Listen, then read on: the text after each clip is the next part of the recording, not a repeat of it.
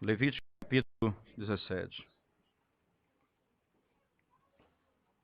Disse o Senhor a Moisés: Fala a Arão e a seus filhos, e a todos os filhos de Israel, e dize-lhes: Isto é o que o Senhor ordenou, dizendo: Qualquer homem da casa de Israel que imolar boi ou cordeiro ou cabra no arraial ou fora dele, e os não trouxer à porta da tenda da congregação, como oferta ao Senhor, diante do seu tabernáculo, a tal homem será imputada a culpa do sangue.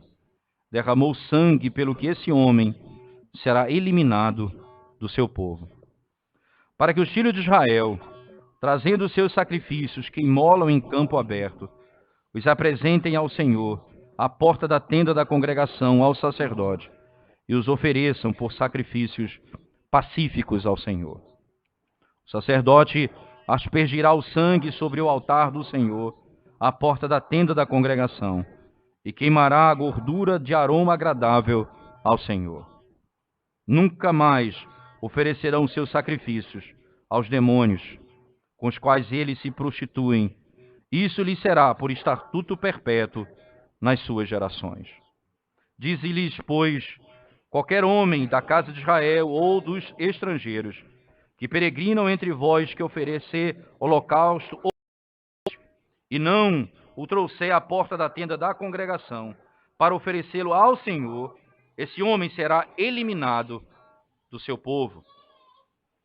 Qualquer homem da casa de Israel ou dos estrangeiros que peregrinam entre vós, que comer algum sangue, contra ele me voltarei e o eliminarei do seu povo. Porque a vida da carne está no sangue. Eu vou-lo tenho dado sobre o altar, para fazer expiação pela vossa alma, porquanto é o sangue que fará expiação em virtude da vida. Portanto, tenho dito aos filhos de Israel: nenhuma alma de entre vós comerá sangue, nem o estrangeiro que peregrina entre vós o comerá. Qualquer homem dos filhos de Israel, ou dos estrangeiros que peregrinam entre vós, que caçar animal ou ave, que se come, derramará o seu sangue e cobrirá com pó.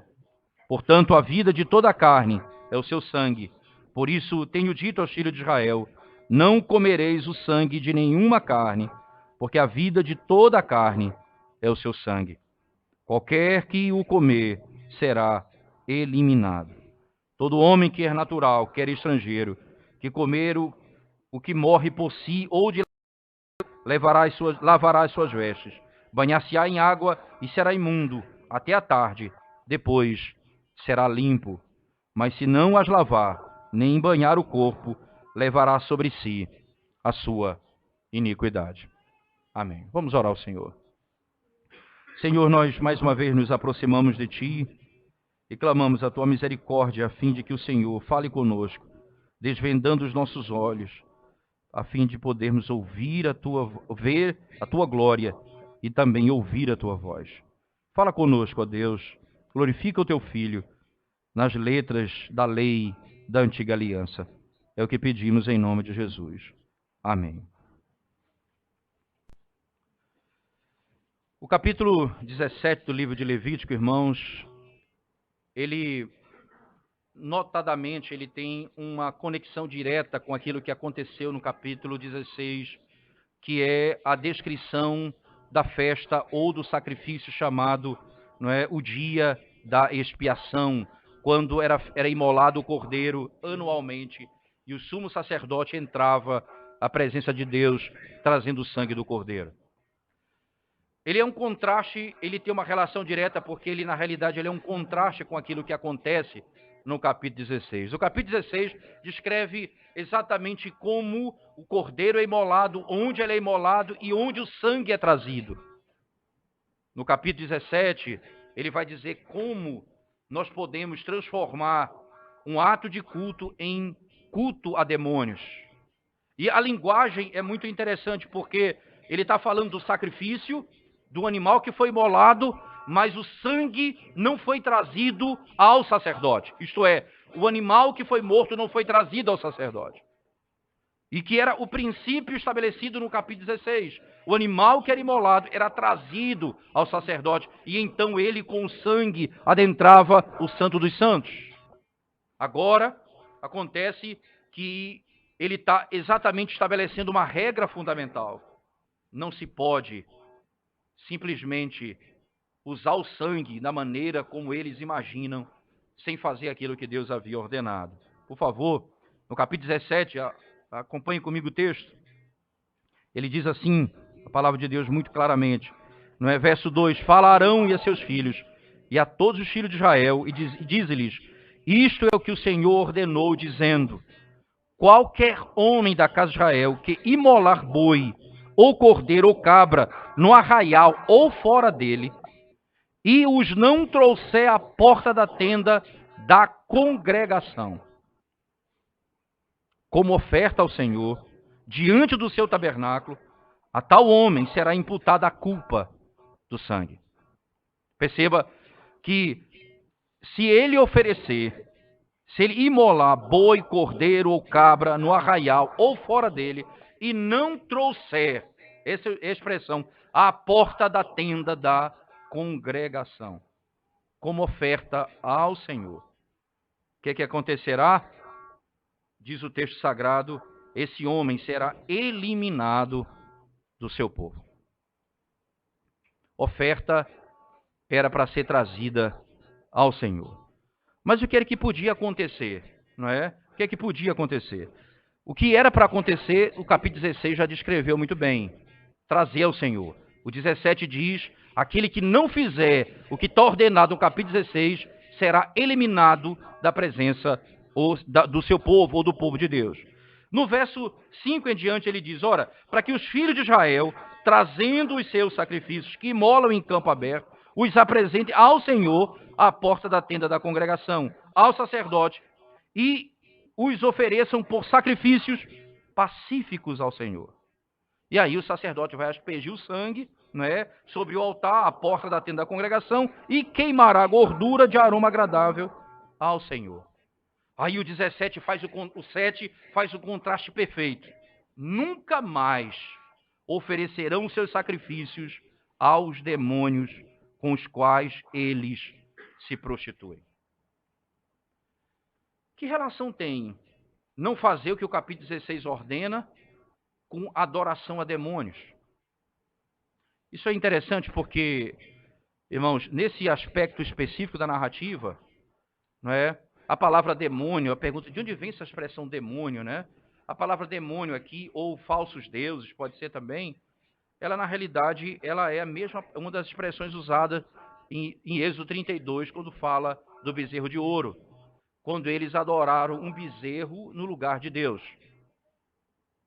Eles fizeram aquilo. Perceba que ali foi uma prática de idolatria, não é? Eles construíram e se curvaram diante dele, dizendo, Israel, esses são os teus deuses que te tiraram da terra do Egito.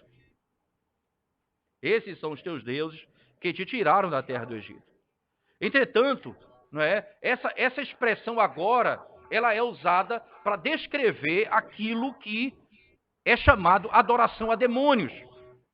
Ora, adorar o Deus verdadeiro por meio de idolatria não é adorar ao Deus verdadeiro, é adoração por meio de demônios. E essa expressão, que é apenas uma expressão que fala acerca do animal que está sendo imolado, esse animal, na realidade, é oferecido não a Deus, mas a demônios. Por que, irmãos, é importante essa informação? Tinha que ser trazida à tenda da congregação. Havia um ponto comum. O animal era imolado no campo, ou no arraial ou fora dele. Mas ele era trazido ao sacerdote. O que é que podia acontecer? Eles poderiam imolar e sacrificar lá. Não poderiam fazer. Eles tinham que imolar e trazer para o sacerdote. Por que essa regra tão importante num texto como esse, irmãos? Alguns princípios precisam ficar bem claros, não é? A estrutura do Antigo Testamento, não é, apesar de ser sombras da verdade neotestamentária, elas têm uma linguagem muito próxima da linguagem neotestamentária. Nós temos nos nossos dias uma tentativa de crentes que são chamados de desigrejados e que eles vivem dentro da sua casa. Ele diz: eu sou crente em casa, eu não quero saber de igreja, eu quero viver em casa. Então eu faço meu culto, eu adoro sozinho. Veja que o que está sendo dito aqui é: mesmo que você imole no arraial, na sua casa, você traz a tenda da congregação. Em outras palavras, o conceito da unidade estabelecido aqui é porque vai ser oferecido ao Senhor. Quando era feito lá, mesmo dizendo é ao Senhor, não era ao Senhor, porque era feito do modo como Deus havia ordenado, e não era entregue o sacrifício àquele a quem Deus havia ordenado, e o sangue não era usado da maneira como o Senhor havia ordenado. Esse conceito moderno de crente sem igreja, ou crente em casa, não é? Esse é um conceito antibíblico e maligno, porque o conceito bíblico é de unidade na diversidade. Nós somos um corpo. Nós pertencemos à igreja do Senhor. Veja que no verso 4, ele diz assim, no finalzinho, leia o verso 4 todo comigo. E os não trouxe à porta da tenda da congregação, como oferta ao Senhor, diante do seu tabernáculo, a tal homem será imputada a culpa do sangue. Derramou sangue, pelo que esse homem será eliminado de onde? Do seu povo. Veja, a ideia é, eles são parte de um povo, uma unidade. O que não faz isso vai ser eliminado do povo. Veja, a condenação dele já é a prática dele. Porque o que ele está propondo, literalmente, é um culto isolado, segundo os padrões dele, longe daquilo que Deus havia ordenado na sua palavra. Que perigo, irmãos, na alma de um crente, imaginar que ele pode, de alguma forma, não é? Quando de fato não existe circunstâncias para isso, porque é possível você ter que adorar um grupo pequeno ou sozinho por um dado momento da sua vida, é possível acontecer. Na cidade de Triunfo conta essa história de uma família que ouviu o evangelho muitos anos atrás. E o evangelho foi conhecido ali, e eles moravam distante, no lugar distante da cidade de Triunfo. E as mulheres ali oravam e se reuniam, orando, pedindo que Deus mandasse um pastor para lá. E eles passaram anos e anos e anos reunidos sozinhos ali. Até que quando o pastor chegou, o missionário que foi enviado ali, conta-se que elas disseram isso, que Deus havia ouvido as suas orações. Por algum dado momento, é possível que você se reúna ou sozinho com um grupo. Se você vive num país hostil, onde você apenas é cristão, ou a sua família, ou coisa dessa natureza, mas não estamos falando de uma nação como a nossa, onde o evangelho está em todo lugar, onde as igrejas estão abertas, e você diz no seu coração: eu não adoro a Deus em igreja, eu prefiro adorar a Deus em casa, sozinho. E aí você faz um culto segundo o seu conceito, segundo o seu padrão, e o que você pensa que está oferecendo a Deus, está oferecendo a demônios. A lógica que a Escritura estabelece para isso é: o sangue que é oferecido no altar, ele tem que trazer unidade para o corpo de Deus, para o corpo de Cristo. E a unidade desse corpo é estabelecida pelo sacrifício do Cordeiro. Por isso, vocês vão imolar no arraial ou fora dele, mas vão trazer para dentro do santuário. Fora disso, não há possibilidade de fazer. A estrutura do texto nos assegura, irmãos, que era essa a disciplina que era dada às pessoas que praticavam isso. Eles seriam eliminados do povo. Isso no Novo Testamento é a descrição da disciplina eclesiástica. Não é? Quando o crente, ele não tem o prazer de estar na casa de Deus junto com o povo de Deus adorando, e diz que ele prefere estar em casa fazendo um culto particular, certamente esse crente, ele precisa ser disciplinado, porque ele mesmo já foi cortado fisicamente da comunhão da igreja. E ele faz um culto segundo o seu pensamento, longe da verdade. E diz assim: nessa cidade toda não há uma igreja que eu possa me associar para adorar a Deus juntamente com os meus irmãos. Em outras palavras, eu sou mais santo do que todas as pessoas que existem nessa região. Mas o incrível é, estão a demônios. Estão adorando a demônios.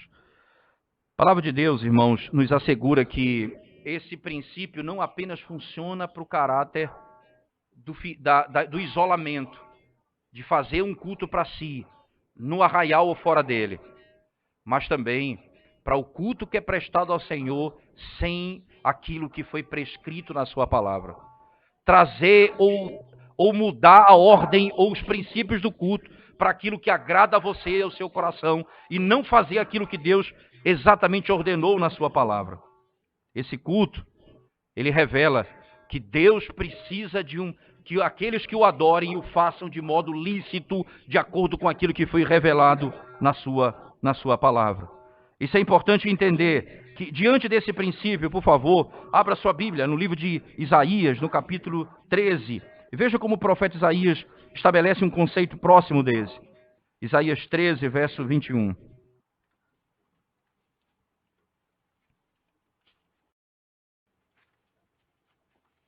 Isaías, capítulo 13.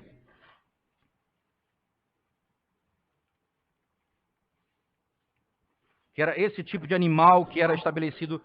13, verso 21, por favor. Diz assim o texto sagrado: porém nela as feras do deserto repousarão, e as suas casas se encherão de corujas. Ali habitarão os avestruzes, e os sátiros pularão ali.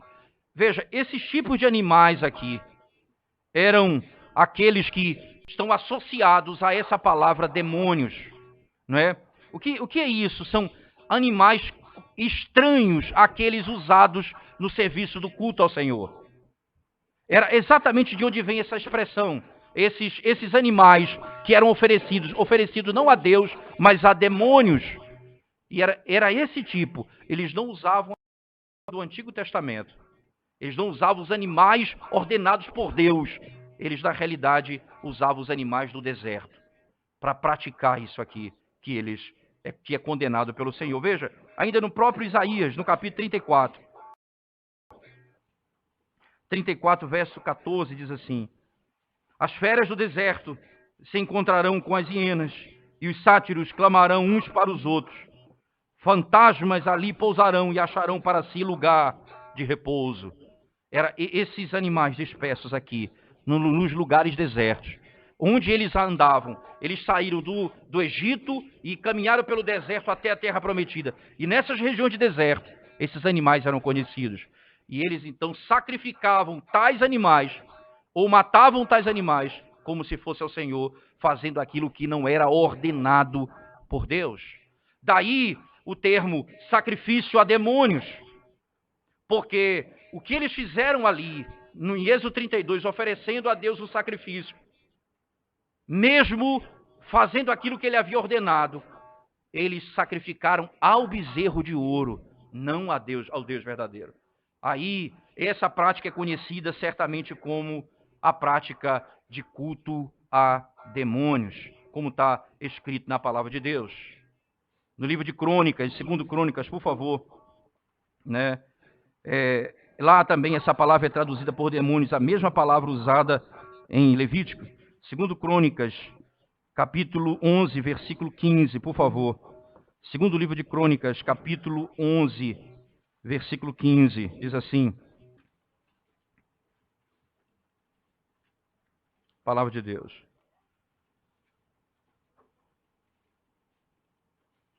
11, verso 15. Só um minuto, por favor. Jeroboão constituiu os seus próprios sacerdotes para os altos, para os sátiros e para os bezerros que fizera. Veja, Jeroboão constituiu os seus próprios sacerdotes para os altos, essas palavras sátiros, esses animais, e para os bezerros que fizera. Esse culto que foi feito no lugar onde Deus não havia ordenado, ele estabeleceu uma adoração contrária àquela que Deus havia ordenado, não é? Perceba que o link entre falsos deuses e demônios é feito explícito no Cântico de Moisés. Isso é interessante. No livro de Deuteronômio, quando ele está terminando a última fala dele antes da sua morte, não é?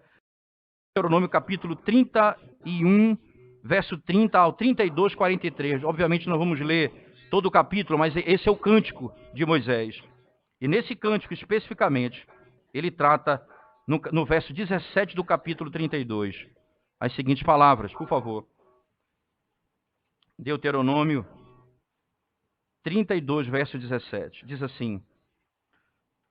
Veja, do verso 30 do 31 até o 32, verso 43 é o cântico dele. Mas o verso 17 do capítulo 32 diz assim: sacrifícios ofereceram aos demônios, não a Deus. A deuses que não conheceram, novos deuses que vieram há pouco, dos quais não se estremeceram seus pais. Eles ofereceram sacrifícios a demônios, não a Deus. Ofereceram a demônios, não a Deus. Interessante que o apóstolo Paulo faz exatamente o mesmo ponto, quando ele alerta a igreja contra a participação pagã na adoração e no culto ao Senhor. Ele diz as seguintes palavras lá na carta dele aos Coríntios, primeira carta dele aos Coríntios, no capítulo 8, mesmo princípio estabelecido aqui no Antigo Testamento. 1 Coríntios, capítulo 8, por favor, versículo 4. A palavra de Deus diz assim, 8:4. No tocante à comida sacrificada a ídolos, sabemos que o ídolo de si mesmo nada é no mundo e que não há senão um só Deus. Verso 4, não é? Porque ainda que há também alguns que se chamem deuses, quer no céu ou sobre a terra, como há muitos deuses e muitos senhores, todavia, para nós há um só Deus, o Pai de quem são todas as coisas e para quem existimos, e um só Senhor, Jesus Cristo, pelo qual são todas as coisas e nós também por Ele. No mesmo capítulo, no mesmo livro, por favor, verso 19 a 20. 1 Coríntios 10, 19 a 20 diz assim: que digo, pois, que o sacrificado ao ídolo é alguma coisa? Ou que o próprio ídolo tem algum valor? Antes digo que as coisas que eles sacrificam é a demônios que as sacrificam, e não a Deus. E eu não quero que vos torneis associados aos demônios. Ora, se não é a Deus que você faz, se você não traz ao santuário, se você não traz à tenda da congregação, e você faz lá, a quem você está oferecendo, não é a Deus, porque para ser para Deus, não é a intenção do seu coração, mas fazer aquilo que Ele ordena, se não for por meio do sacrifício do Cordeiro, e pelo sangue do Cordeiro, nós não poderemos adorar a Deus, como Ele ordena na sua palavra. Não há como fazer, se não for por meio daquela porta, daquela tenda, se não for aquela entrada que nós nos acheguemos, nós não adentraremos a presença de Deus. Não adianta com seu coração pensar, eu vou fazer em tal lugar, porque aí isso que aparentemente de coração é a Deus, é a demônio que você está fazendo. Como diz a Escritura Sagrada, não é? E isso a igreja precisa fugir conscientemente. Essa passagem, então, nos dirige ou nos conduz de maneira muito clara ao verdadeiro Deus e nos aponta a liberdade ou a libertação que Cristo comprou para nós e Ele conquistou para nós. Ele nos libertou das superstições e das influências de demônios.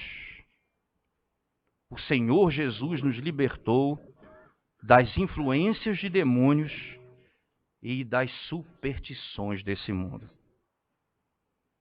Ora, lembre-se das palavras do nosso Senhor Jesus Cristo. Ele foi tentado a adorar demônios. Satanás disse para ele: se prostrado me adorares. Ele foi tentado a adorar demônios. E ele diz assim a Satanás: somente a Deus nós devemos adorar. Somente a Ele nós devemos servir. Ali naquele momento, na sua obra, Ele nos libertou. E aqueles que estão em Cristo são livres de se curvar diante de demônios, de temer superstições, ou de fugir, ou de andar nesse mundo como que apavorado pelas obras de Satanás. Porque nós adoramos ao verdadeiro Deus. Perceba, adorar o verdadeiro Deus é ser liberto das obras de Satanás. E a igreja do Senhor, ela não permanece debaixo desses princípios malignos, como o Senhor exatamente nos ensina. Interessante, essa passagem nos diz: não tente associar cristianismo com paganismo. Não faça do culto a Deus um culto híbrido. Não misture práticas de demônios com aquilo que Deus ordenou. Porque isso não agrada ao Senhor. Não faça isso. Porque isso é contrário à sua palavra. Alguém pensar, nós vamos usar o galho de arruda para molhar as pessoas e trazer paz a elas. Isso é paganismo. Ações de demônios associados ao Evangelho. Como é que nós fugimos disso, irmãos? Fazendo aquilo que Ele prescreveu na sua palavra, por meio do sangue do Cordeiro. Se nós fizermos aquilo que imaginamos ou pensamos, a parte da Escritura, nós estamos nos associando a demônios. Essa verdade ela tem aplicações óbvias para nós, irmãos. O que está lá em Êxodo, no capítulo 20, verso 3. Não terás outros deuses diante de mim. Deus demanda total associação com Ele. Não pode haver adoração rival em Israel. Não pode haver associação com práticas malignas. Não pode haver culto híbrido na casa do Senhor. Deus é puro e o seu povo precisa viver em pureza, fazendo aquilo que Ele manda na sua palavra. Nós não temos nada com práticas de demônios, nenhuma associação com elas. E como nós vivemos assim, e como fazemos? Se nós fazemos aquilo que Ele ordena, como está prescrito na sua palavra, por meio do sangue do Cordeiro que foi imolado. Interessante que a linguagem não apenas se associa à ideia, não é, de que essa adoração ela precisa ser pura e sincera, verdadeira, mas quando não é feita dessa forma, isso é chamada de adultério e prostituição. Veja, por favor, o mesmo texto Levítico, volte comigo para ele. Verso 7. Nunca mais oferecerão seus sacrifícios aos demônios, com os quais eles se prostituem. Nunca mais farão isso a demônios com os quais eles se prostituem. Interessante, irmãos. Há uma grande tentação, né, que o povo de Deus enfrenta nessa caminhada, de voltar aos outros deuses, de tentar buscar outros deuses, sacrificar outros deuses, tentar buscar socorro de outros deuses. Quando nós pensamos assim, numa sociedade idólatra como a nossa, onde as causas perdidas, existe um determinado santo que se invoca para que ele resolva os problemas. O que é isso, irmãos? Se não práticas de prostituição. Por que prostituição? Porque eu estou sendo infiel ao meu marido. A Escritura descreve Israel, o teu Criador é o teu marido, e o teu marido te sustenta, o teu marido provê, o teu marido cuida de você, mas você diz, não, eu vou a outros em busca daquilo que o meu marido não me dá. E não me concede. Isso é infidelidade. E ele então descreve exatamente assim o texto. Vocês não vão mais adorar demônios, se fizerem o que eu ordeno. Isso lhe será por estatuto perpétuo. Vocês não vão mais adorar demônios, com os quais eles se prostituem. Que palavra interessante. Prostituição com a prática de culto. Porque nós dependemos de outro para suprir as nossas necessidades. Não, nós não precisamos. Nós temos um marido e um Senhor que é o Deus de toda a terra.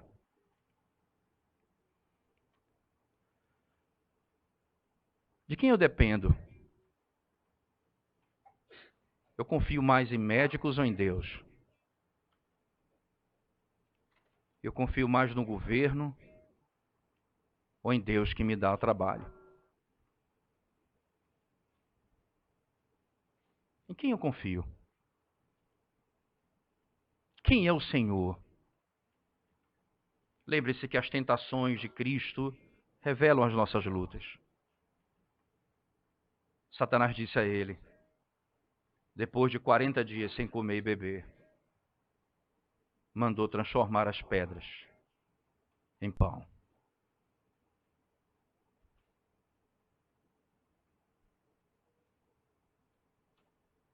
Satanás está pronto para oferecer alimento para aqueles que ele vai devorar por toda a eternidade. Nem só de pão vive o homem, diz o Senhor. Veja, se Deus é aquele que me supre, eu não estou pronto a negociar comida, adoração, reino, governo, poder, por causa de nada. Se Deus é o meu Senhor, nada disso será suficiente ter nessa terra. Eu tenho o Deus que supre as minhas necessidades. Ele dá o pão. E quando eu não tenho pão, eu tenho sua palavra, que é mais importante do que o pão. Não tente ao Senhor. E nós somos vencedores porque a nossa confiança está no único Deus verdadeiro. Não está nos deuses desse mundo. A linguagem que a Escritura nos ensina e nos leva a entender, irmãos, é que quando uma das formas básicas da prostituição no meio do culto ao Senhor é o aspecto híbrido das nossas famílias. É interessante isso. Porque, se você lembrar bem, Êxodo 32 é um marco na história da entrada da idolatria em Israel. E toda a história nós conhecemos como a história do bezerro de ouro. Mas como Deus diz que Israel deve se portar para fugir da idolatria e da prostituição? Qual o caminho que eles têm de seguir? Por favor, Êxodo no capítulo 34, versos 14 e 16.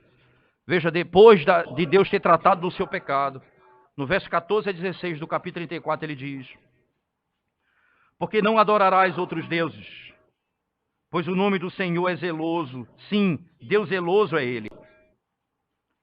Para que não façais aliança com os moradores da terra.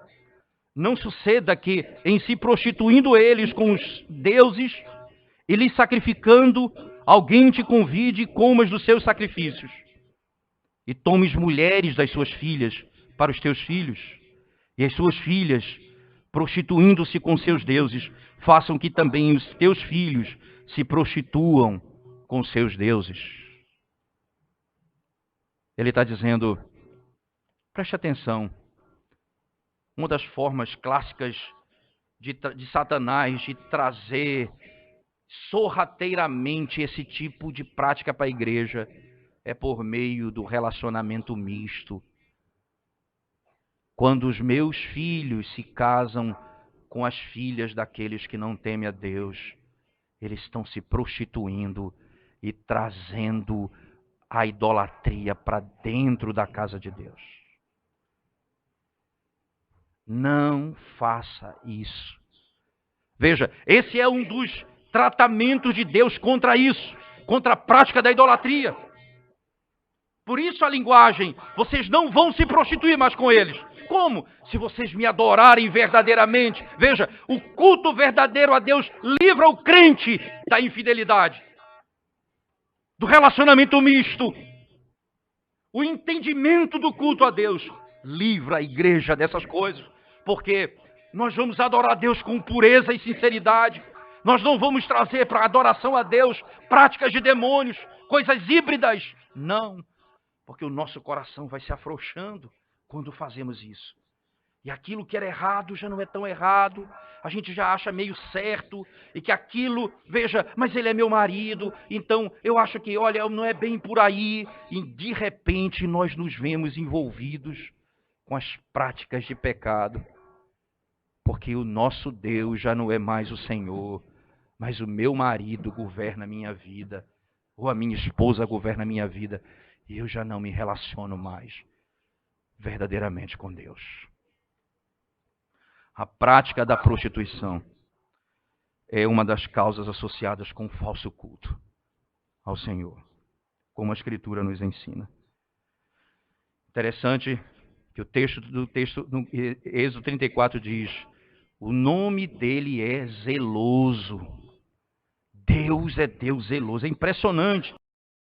No verso 14, porque não adorarás outros deuses, pois o nome do Senhor é zeloso. Sim, Deus zeloso é Ele. Ele zela pelo seu culto. Ele zela pelo seu povo. Ele zela pela sua igreja. E Ele diz à sua igreja, não se associe com falsos adoradores a Deus. Com aqueles que adoram demônios. Não se associe. Dessa forma, vocês vão trazer iniquidade para dentro da casa de Deus. Mas qual é o ponto que estabelece a unidade de tudo isso? Qual é a grande questão de Levítico 17? A comparação com o capítulo 16, lá eles vão oferecer o verdadeiro culto, levando o sacrifício ao santuário. Aqui ele diz, vocês não vão fazer o contrário, vocês vão fazer aquilo que é ordenado no capítulo 16. Porque se fizer diferente e se adorar no seu lugar, cada um no seu lugar, vocês estão adorando a demônios. E se fizerem o que Deus ordena, vocês estão adorando ao verdadeiro Deus. E vocês vão trazer sacrifício verdadeiro ao Senhor. Capítulo 17, Levítico, na segunda parte, ele apenas encerra, dizendo, ora, quando ele trata, dizendo, não apenas os de Israel, mas qualquer um que estiver na casa de Deus, o estrangeiro também precisa se comportar dessa forma. Diz o texto no verso 10, qualquer homem da casa de Israel, ou dos estrangeiros, que peregrinar entre vós, que comer algum sangue entre ele, me voltarei e o eliminarei do seu povo. Eu o eliminarei do seu povo. Porque a vida da carne está no sangue. Eu vou-lo tenho dado sobre o altar para fazer expiação pela vossa alma, porquanto é o sangue que fará expiação em virtude da vida. Porque tenho dito aos filhos de Israel, nenhuma alma de entre vós comerá sangue, nem o estrangeiro que peregrina entre vós o comerá. Qualquer dos homens dos filhos de Israel, ou dos estrangeiros que peregrinam entre vós, que caçar animal ou ave que se come, derramará o seu sangue, e come, derramará o seu sangue e o cobrirá com pó. Portanto, a vida de toda a carne é o seu sangue. Por isso tenho dito aos filhos de Israel, não comereis o sangue de nenhuma carne, porque a vida de toda a carne é o seu sangue. Qualquer que o comer será eliminado. Todo homem, quer natural, quer estrangeiro, que comer o que morre por si ou dilacerado, lavará as suas vestes, banhar-se-á em água e será imundo até a tarde, depois será limpo. Mas se não as lavar, nem banhar o corpo, levará sobre si a sua iniquidade. Qual é a punição daquele que ofende a lei de Deus? Aquele que derramar sangue, não é? Aquele que derramar sangue. Veja que em toda essa estrutura, do verso 10 até o verso 16, está associado àquilo que diz o verso 4. Por favor, diz assim: e os não trouxer à porta da tenda da congregação como oferta sangue, derramou sangue, pelo que esse homem será eliminado do seu povo. Veja, derramar sangue, ou lá no texto especificamente, ou mesmo que venha a beber o sangue, ou a comer o sangue, como está descrito no texto, ele vai ser... Qual a relação específica, irmãos, entre derramar sangue e beber desse sangue, como está estabelecido aqui no texto sagrado? Veja, primeira coisa importante que nós precisamos entender aqui diante daquilo que está descrito no texto: quando Deus primeiro sancionou o comer a carne, não é? Depois do dilúvio, como está lá no capítulo 8 e 9 do livro de Gênesis, ele ordenou que os homens eles deveriam se guardar de comer carne que o seu sangue não tivesse sido totalmente escoado. O que está no capítulo 9, verso 3 e 4. O sangue não poderia ser comido, já está ordenado ali desde o capítulo 9 do livro de Gênesis. Entretanto, essa ênfase de que ninguém em Israel, ou mesmo estrangeiro, deveria fazer isso, aplica-se ao fato de uma ordem severa. O sangue tem valor de grande importância aqui. Derramar sangue era assim tratado aquele que usasse o sangue para si, ou derramasse o sangue e não trouxesse para o culto. Era tratado como assassino. Não apenas como adorador de demônios, porque a expressão derramar sangue é usado, por exemplo, em Gênesis 9 para falar aquele que derramar sangue do seu próximo. Essa expressão derramar sangue não é apenas verter o sangue do animal, ou mesmo era tratado também para falar acerca da morte de outra pessoa que o sangue era derramado. Qualquer um dos casos, o princípio é: aquele que trouxer ou que adorar o Senhor, derramando sangue e não trazendo sangue ao Senhor, é tratado como aquele que quebrou o mandamento de Deus, é tratado como assassino. Por isso, ele então é condenado por esse pecado. Dessa forma, Caim, por exemplo, o caso de Caim, ele foi punido por matar o seu irmão. Veja aqui, o que foi exatamente que ele fez? Ele vai e se esconde da face de Deus. E Deus, ele se aparta de Deus e ele se esconde de Deus e foge para um lugar distante. Exatamente o oposto daquilo que acontece no livro de Números. Quando o sacrifício do cordeiro é imolado, veja só, o cordeiro é imolado, o sangue é trazido ao altar, o livro de Números descreve que o sacerdote sai e abençoa o povo, e a bênção arônica é dada ao povo. Aqui é dada a condenação. Aqueles que trazem o sangue ou usam o sangue de modo errado, recebem a condenação, não a bênção do sacerdote. E qual é a condenação? Eles serão cortados do povo porque derramaram sangue no meio da nação, fazendo aquilo que era contrário à ordem de Deus. Ora, nesse aspecto específico, irmãos, o sangue tem então um papel fundamental.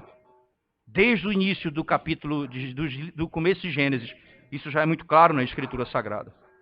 Mas agora, nós aprendemos que esse sangue, ele representa a vida. Diz o texto, a vida está no sangue. O sangue que foi lançado ali, sobre o altar, ele não é necessariamente por si só poderoso para me salvar. Não é o sangue em si, a natureza do sangue em si que tem poder. É porque ele representa a vida. E o que significa é que aquele sangue foi dado em meu lugar. É substitutivo. O sangue foi derramado em meu lugar. O caráter aqui é apenas o aspecto da substituição. Ao invés do meu sangue ter sido derramado, foi derramado o sangue de outro. E isso então tem caráter de substituição. Daí a ordem. Ora, como você derrama sangue e não traz a presença de Deus? Se esse sangue não é trazido à presença de Deus, você não é aceito por Deus. Esse é o ponto. Se você não traz o sangue à presença de Deus, você não pode ser recebido pelo Senhor. Como é que você vai oferecer o sangue a outro? Logo, você não é recebido pelo Senhor. Daí a preocupação em não usar o sangue de maneira errada, porque ele tinha que ser e cumprir o seu papel, porque o sangue representava a vida. Nós sabemos que a ciência descreve que o sangue ele leva nutrientes e oxigênio, não é? Mas o sangue, ele é a vida do homem. Quando o sangue de alguém se esvai, significa que ele morreu. Não há mais sangue. Isso é uma das claras. A Bíblia diz, então, que a vida do homem está no sangue. A vida do homem está no sangue. Não existe, entretanto, poder mágico associado ao sangue. Onde não existe sangue, não existe vida. Esse é o ponto. Onde não há sangue, não há vida para nenhuma criatura. O derramado sangue representa condenação. Interessante que esse link aqui é estabelecido para revelar exatamente que o sangue ele tem um papel fundamental. Ele tem um papel de expiação e redenção. Não tem outra função. Segundo, o sangue por si, ou do animal, ou de qualquer outra pessoa, não tem poder redentor. Ele aponta para a redenção que virá pelo sangue de Cristo, não por si só. Daí a necessidade de não comer a vida, daí a condenação dada em Israel. Ora, isso é uma verdade tão fundamental que lá em Atos, no capítulo 15, eles chegam até a tratar desse assunto. E uma das leis que era ordenada para que eles vivessem entre os judeus era que não se comesse sangue, por causa dessa realidade para os judeus. Agora, a Escritura Sagrada não apenas encerra dizendo que esse sangue tem poder em si. Não. Assim como o sofrimento não tem poder em si. Assim como não tem poder nela mesma. Porque muitos já morreram pendurados na cruz. E nem a morte, nem porque foram pendurados na cruz, eles salvaram alguém. E nem porque os animais foram mortos, ou porque alguém derramou seu sangue, pôde redimir alguém. Não. Mas ali está explícito no princípio. É o sangue de quem foi derramado. É o sofrimento de quem foi pendurado na cruz.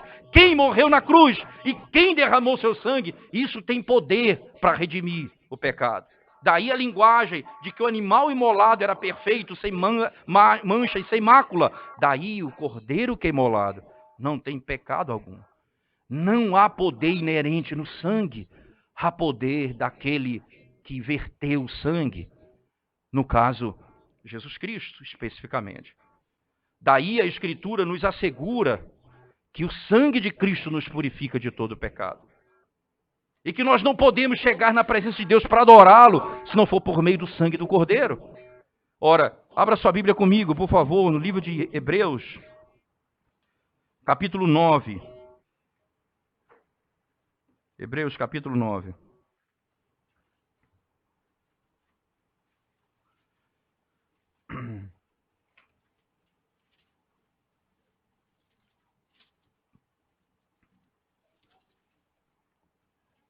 Capítulo 9 da carta aos Hebreus diz assim: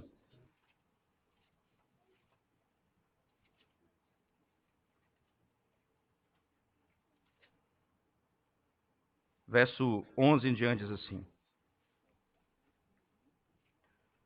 Quando, porém, veio Cristo como sumo sacerdote dos bens já realizados, mediante o maior e mais perfeito tabernáculo, não feito por mãos, quer dizer, não desta criação, não por meio de sangue de bodes e de bezerros, mas pelo seu próprio sangue.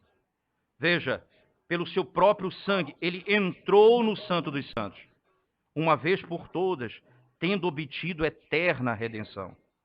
Perceba que o que foi que alcançou esse sangue? Apenas redenção, mas eterna redenção. Veja, aqui, o ato de oferecer aquele sangue lá não os fazia não ser cortado do povo de Deus, mas esse sangue de Cristo não dava a ele apenas a possibilidade de não ser cortado do povo, mas redenção eterna dos seus pecados. Ainda, portanto, veja, versículo 14, especificamente, o 13, portanto, se o sangue de bodes e de touros e a cinza de uma novilha